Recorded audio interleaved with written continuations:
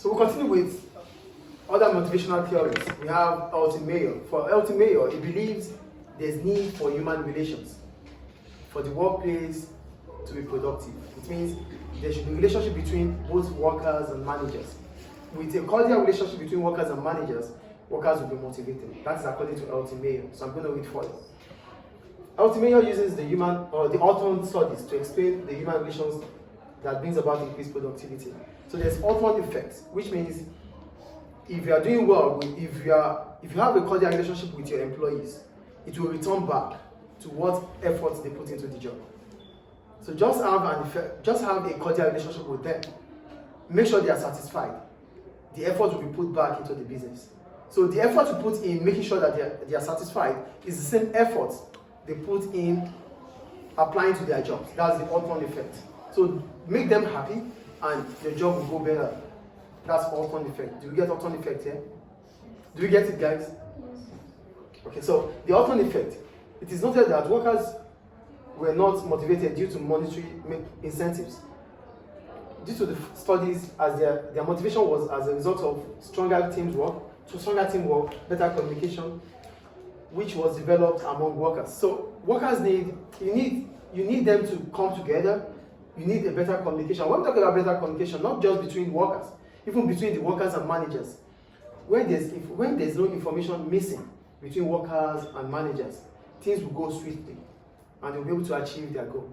So just give them what they need, then they will return back with more commitment and more effort at workplace. That is Elton effect. Do you get it, please? Yes. In conclusion, according to Elton Mayo, businesses that are aiming to maximize productivity must make sure that personal satisfaction of workers are met, as this will increase their motivation. So for workers to be motivated, it means you have to meet their personal satisfaction. If you are able to meet their personal satisfaction, understanding what they need at that point in time, then you should be assured that productivity will increase. So if as a business you are aiming at increasing your productivity, then you have to also try to ensure that workers are satisfied. They are able to maximize their own welfare too. They will return it back based on the effort they put as work. Do you understand Elton effect and Elton Mayo? So also, businesses must ensure that the informal work groups, who are the informal work groups? You're talking about those that are not involved in decision making. I'm an informal work group. The boss is a formal work group. They are the ones in charge. But if they involve us in decision making, we might be more committed because we are part of the decision they make. Do you get the point here? Because workers are more committed when they have a say in the task they're about to do. So just ask about our opinion about things. So if we are part of the decision made, then we wouldn't want to forfeit it. We wouldn't want to mess it up. Do you get the point here? So we informal groups must also be part of decision making to ensure that brings about a cordial relationship. Don't just tell us everything to do. Inform us. Seek opinions of us. That could make us to be happy. Do you understand the point there? That's according to Mayo anyway. So what are the problems about Elton Mayo's business relation theory or human relation theory? It assumes that workers and management share the same goals. However, general agreement within the workplace may not always exist. For the human relation theory, it simply means both managers and workers are on the same line. That's why there's cordiality, right? It means we are both on the same page. Yes or no? But in real sense, in reality, managers' opinions, managers' interests are different from workers' interests. Do you get the point or not? Managers have their interests, they have their objectives, there are things they want to achieve. Workers, we have our objectives, we have our needs. So most of the time, there's always going to be conflict of interest. But according to Elton Mayo, he believes that there's not going to be conflict of interest, which is not possible. Do you see the first criticism about Mayo's theory?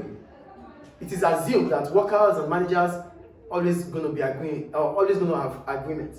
But in reality, there are not going to be agreement because there's always going to be conflict of interest. I have my interest, the boss has our own interest. So when our interest doesn't collide, when our interest doesn't go in line, then there will be conflict. So which is possible, yes or no? Is it possible or not? So Elton Mayo's theory of motivation here is having a setback. The second one, it is assumed that communication between workers and managers will break barriers. That means because managers are managers, workers are managers, there's a barrier between them. But with communication, the barrier closes, right?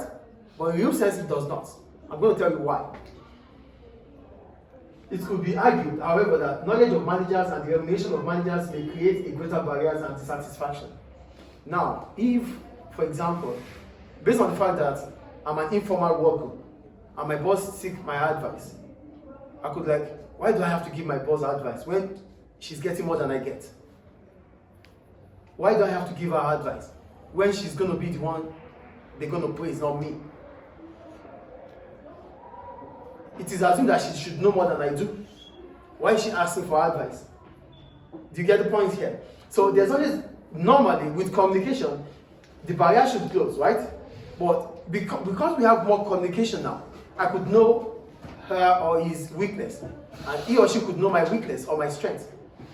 So barriers might also increase as a result of that. If my boss realizes that I know more than he does or she does, he or she might feel reluctant to talk to me or discuss with me because he or she might feel that I might take his or her position. Do you get the point here? So there's always going to be barrier based on the fact that now we are close to each other. Now we know more about each other due to having communication. So we know the strength and the weakness of each other. So that's the problem, isn't it? Do you get the point here, please? And the third one, it is biased towards management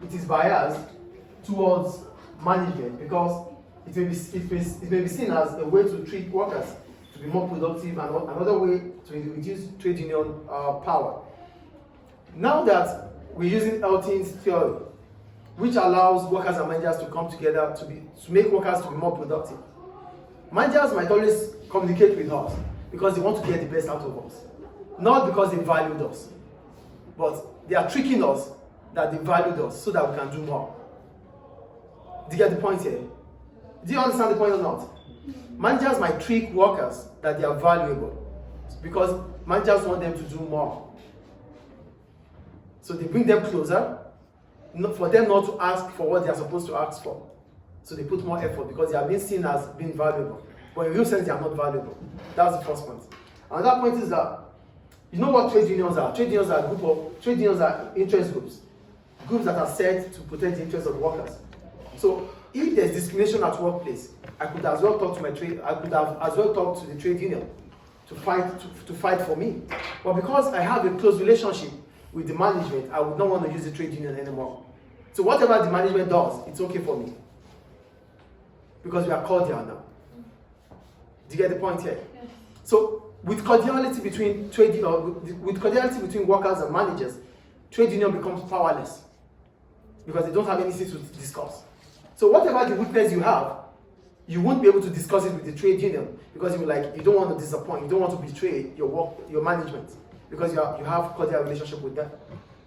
So management might be trickish, they might be biased, they might be subjective because they want to draw your attention to them so that you don't ask for your rights. Do you understand? Yeah. So those are Elton Mayo's setback or criticism on business relationship. Is it clear? Yes. Thank you.